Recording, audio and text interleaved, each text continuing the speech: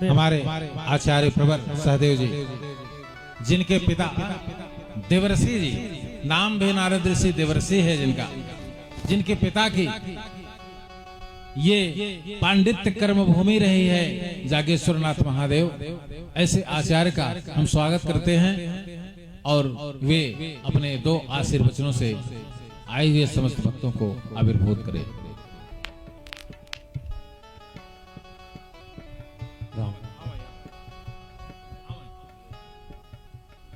सभी आयोजन समिति की तरफ से सभी अतिथियों का स्वागत वंदन कथा बंद हुआ है।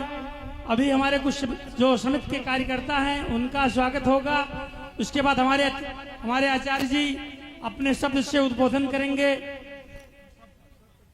राम श्री गणेशाय नमः।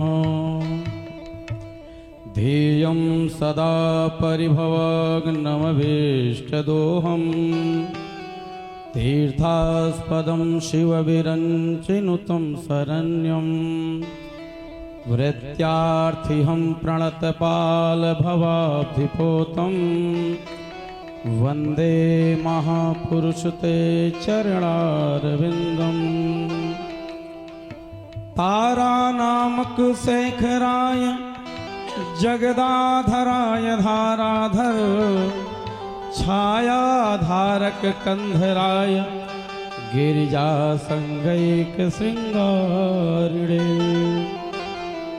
मनोजवं मारुततुल्य वेगं जितेन्द्रियं बुद्धिमतां वरिष्ठं वातात्मजं वानरयोधमुख्यं श्रीरामदूतं शरणं प्रपद्ये। अपने अपने घरन को सब काहों को पीर, तुम्हें पीर सब घरन को धन्य धन्य रघुबीर। बोले जागेश्वरनाथ की जय हो। पूज्य गुरुदेव भगवान की जय हो। परम परमात्मा अखिलेश्वर अकारण करुणा वरणालय, जिनके संरक्षण में यह कथा हो रही है, बाबा जागेश्वरनाथ जी व्यासपीठ पर विराजमान पूज्य आचार्य चरण प्रयागराज से आए पूज्य महाराज जी अपने आचार्यत्व में इस कथा को संपन्न करा रहे हमारे पास में बैठे आचार्यगण एवं मंच पर उपस्थित सभी आचार्यगण, दूर दूर से आए श्रोता बंधु एवं भक्तिमती माताएं। यह कथा जिनके प्रमुख यजमानत्व में जो प्रमुख यजमान है हमारे अभिभावक हैं श्री राजवंत पांडे जी, उनका पूरा परिवार, श्री ओंकार मिश्रा जी, श्री हरिप्रसाद मिश्रा जी, नाम बहुत है और सबके जो कार्य हैं वो अगर उनकी प्रशंसा कर दी जाए तो कम हो जाएगा। भगवान ने चूंकि पूज्य महाराज जी ने आदेश दिया है दो शब्द बोलने के लिए। सज्जनों, अगर संत कृपा का अनुभव होने लग जाए तो भगवत कृपा का अनुभव स्वतः हो जाता है। और यह जो आयोजन हुआ है, हम लोग जो बैठ करके सुन रहे हैं और जब सुनाने का अवसर मिलता हो, ऐसे नहीं मिलता है।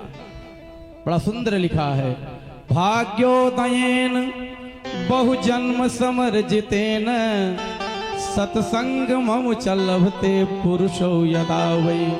जब हमारे बहुत सारे जन्मों के पुण्य उदित होते हैं तब ऐसा सत्संग सुनने सुनाने और करने कराने का अवसर मिलता है। अच्छा, तो फिर उससे क्या होता है?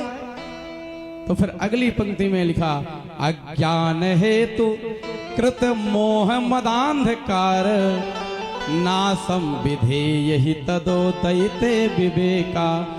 अज्ञान युक्त जो हमारा ज्ञान है, मोह है, वो समाप्त हो जाता है और विवेक युक्त ज्ञान की प्राप्ति हो जाती है।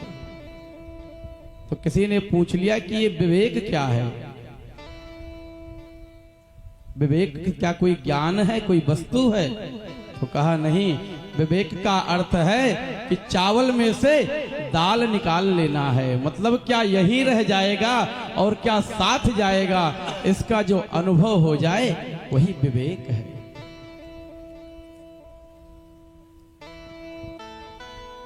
महाराज जी नाम की महिमा बता रहे थे कि नाम की क्या महिमा, कितनी सुंदर महिमा है। बहुत बड़ी बात तो नहीं कहेंगे क्योंकि समय का अभाव है अपना, लेकिन भागवत के प्रसंग में माता देवहूति ने को जब कपिल भगवान ने 8 अध्याय सुना दिया तो लोगों ने उनसे पूछा कि माता जी इन 8 अध्यायों का मतलब क्या समझे? तो देवहूति माता क्या कहती हैं? जिह्वा न वक्ता गुण नामुधेयम। कितना सुंदर बात किया कि जिनके जिह्वा के अग्रभाग पर भगवान का नाम नहीं है वो भले ही उच्च कुल में जन्म लिए हों, ब्राह्मण हों, वो मेरे लिए चांडाल के समान है। नाम की ये महिमा। 8 अध्याय सुना दिया, यम नियम प्राणायाम प्रत्याहार बता दिया, सांख्य का दिव्य उपदेश दिया, भगवान सारा गणित बताते रह गए और अंत में क्या कहा? जिह्वा न वक्ता गुण नाम धेयम। जिनकी जिह्वा के अग्रभाग पर भगवान का नाम नहीं है उनका जीवन क्या है? उनका जीवन व्यर्थ है।